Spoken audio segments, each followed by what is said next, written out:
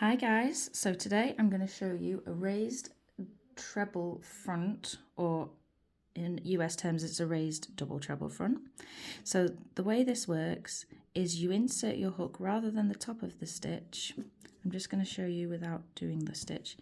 You're going to go from the front to the back and then bring the hook back to the front around the stitch that you're working. So normally your pattern will tell you which stitch you're working around, and you're not working in the top of the stitch, you're working around the post of the stitch.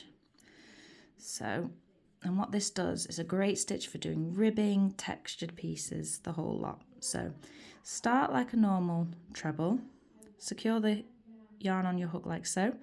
Then, as I just showed you, into the stitch you're working around, before the stitch, hook front to back, and then next to the stitch, back to front. And what you're going to do, yarn round, pull up like so, and then you're just going to finish your treble as you would normally.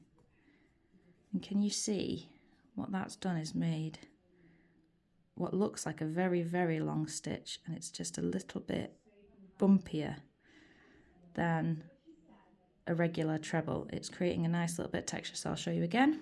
Round, we're going to go to the next stitch, front to back, then back to front, yarn round, pull up one, and then finish your treble like normal, through two, through two.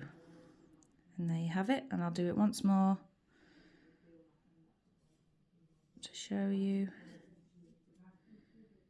In fact, we'll just take it to the end. So it sounds a little bit complicated, but can you see just as soon as you've got the hang of where you're putting your hook, it's just as easy as any other stitch. The key is get that hook to the back of your work like so, bring it around the front and hook up like so. And we'll do the last one just to see it all the way. And can you see there, it's created, oh, there goes my hook.